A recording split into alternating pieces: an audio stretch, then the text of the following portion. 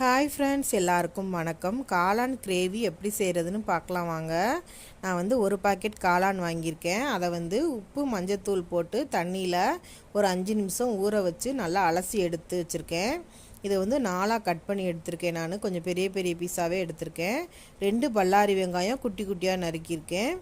2 தக்காளி அதையும் நறுக்கி எடுத்திருக்கேன். அடுத்து 2 பச்சை மிளகா கீரி எடுத்திருக்கேன். 2 ஸ்பூன் இஞ்சி பூண்டு பேஸ்ட்டு, 1/2 ஸ்பூன் சோம்பு, 2 கல்பாசி, 4 கிராம்பு, 2 துண்டு பட்டை.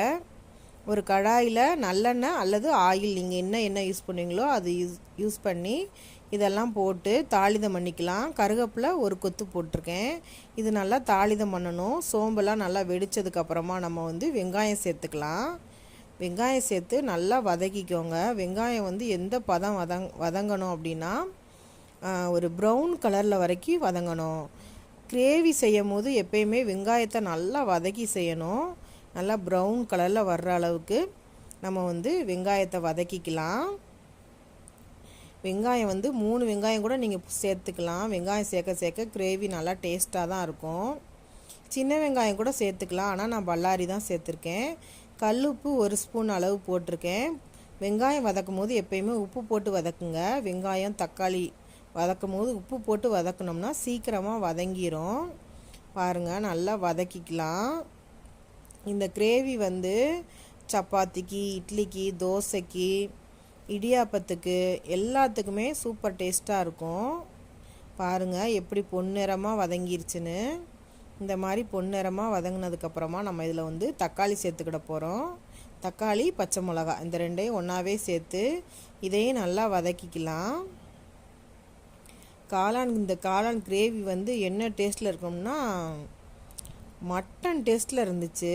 கலரும் பார்க்குறதுக்கு மட்டன் மாதிரி இருந்துச்சு. இந்த கிரேவி டேஸ்ட்டும் வந்து மட்டன் கிரேவி மாதிரியே இருந்துச்சு. பிள்ளைங்கள்லாம் நல்லா விரும்பி சாப்பிட்டாங்க. நான் வந்து இதை காளான் பிரியாணிக்கு தான் அன்றைக்கி செஞ்சுருந்தேன். காளான் பிரியாணிக்கு காளான் கிரேவி வச்சுருந்தோம். சூப்பர் டேஸ்ட்டாக இருந்துச்சு. பாருங்கள், தக்காளி நல்லா வதக்கிக்கோங்க. நல்லா சுருள்ற அளவுக்கு வதக்கலாம். இன்னுமே கொஞ்சம் குட்டியாக நறுக்கியிருந்தால் இன்னும் சீக்கிரமாக வதங்கியிருக்கும். நான் வந்து கரண்டியை வச்சு நல்லா இப்படி இடித்து நல்லா வதக்கி எடுத்துக்கிட்டேன்.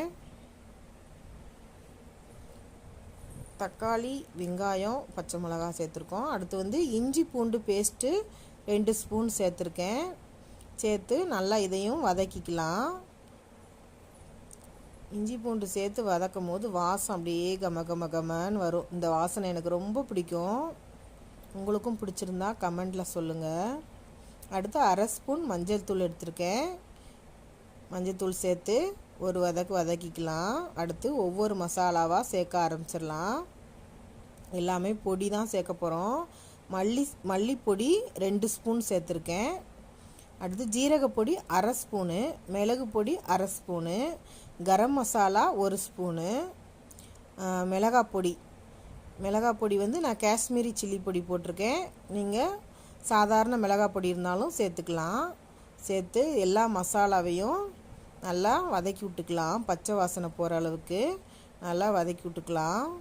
நீங்களும் இந்த வீட்டில் இந்த கிரேவி செஞ்சு பாருங்கள். செம்மையாக வந்துருந்துச்சு. ஈஸியாகவும் செஞ்சிடலாம், டக்குன்னு ரெடி பண்ணிடலாம். சாதத்துக்கு கூட இந்த காளான் கிரேவி நல்லா தான் இருக்கும். இடியாப்பத்துக்கு செம்ம டேஸ்ட்டாக இருக்கும். ஒரு தடவை செஞ்சு பாருங்கள். மசாலாலாம் பச்சை வாசனை போனதுக்கப்புறமா நம்ம காளானை சேர்த்துக்கலாம். நான் ஒரு பாக்கெட் காளான் மொத்தமும் இதில் சேர்த்துருக்கேன். சேர்த்து மசாலாலாம் இதில் காளானில் படும்படி நல்லா இந்த மாதிரி பெரட்டி கிண்டி விட்டுக்கலாம். பாருங்கள், இது மாதிரி தான் காளான் மசாலா ரெண்டும் நல்லா ஒன்று சேர்ற மாதிரி இப்படி நல்லா கிண்டி விட்டுக்கோங்க. பாருங்கள், எல்லாமே நல்லா ஒன்றா சேர்ந்துருச்சு. இப்போ கொஞ்சமாக தண்ணி ஊற்றிக்கலாம். ஏன்னா காளான்லேருந்து கொஞ்சம் தண்ணி விடும். அதனால் நான் ஒரு டம்ளர் அளவு தான் தண்ணி சேர்த்துருக்கேன். தண்ணி சேர்த்து நல்லா ஒரு மிக்ஸ் பண்ணி விட்டுக்கோங்க. விட்டுட்டு ஒரு தட்டு போட்டு மூடி வச்சிடலாம். அந்த மசாலா காளான்லாம் நல்லா வேகட்டும்.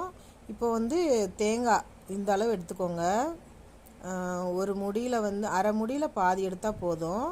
இது மாதிரி குட்டி குட்டியாக நறுக்கியிருக்கலாம். ஒரு 5 முந்திரி பருப்பு சேர்த்துருக்கேன். இது ஆப்ஷனல் தான், நீங்கள் வேணுன்னா சேர்த்துக்கலாம். மிக்ஸி ஜாரில் போட்டு லைட்டாக தண்ணி விட்டு நல்லா பேஸ்ட்டாக அரைச்சி எடுத்துக்கோங்க. இது மாதிரி பாருங்கள், காளான் நல்லா கொதிச்சிருக்கு. இந்த அளவு காளான் நல்லா வெந்து நம்ம ஊற்றின தண்ணியோடு சேர்ந்து காளான் கொஞ்சம் தண்ணி விட்டு நல்லா வெந்து வந்திருக்கு. இப்போ வந்து நம்ம அரைச்ச தேங்காய் விழுது இருக்குல்ல, தேங்காய் முந்திரி பருப்பு சேர்த்து அரைச்சோம்ல, அதை இதில் சேர்த்துக்கலாம். முந்திரி பருப்பு உங்ககிட்ட இல்லைன்னா ஒரு 4-5 நிலக்கடலை பருப்புன்னு சொல்லுவாங்கள்ல, சாப்பிட்ற கடலைப்பருப்பு, அது கூட சேர்த்துக்கலாம்.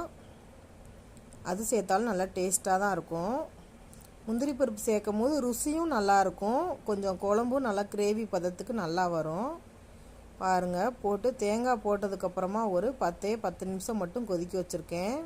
காளான் வந்து சீக்கிரமாக வெந்துடும், டைம் ரொம்ப எடுத்துக்கிடாது. பாருங்கள், காளான் நல்லா சூப்பராக காளான் கிரேவி ரெடி ஆயிடுச்சு. பார்க்கும்போதே எச்சி ஊறுது, நல்லா டேஸ்ட்டாக இருந்துச்சு காளான் கிரேவி. இது வந்து கஸ்தூரி மேத்தி சேர்க்கும் போது அந்த ஃப்ளேவர் வந்து சூப்பராக இருக்கும், வாசனை கமகமகமான்னு இருக்கும்.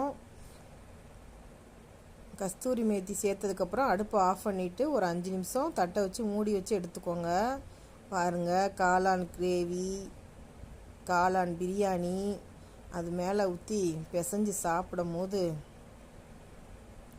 பாருங்கள், காளான் நல்லா வெந்திருக்கு.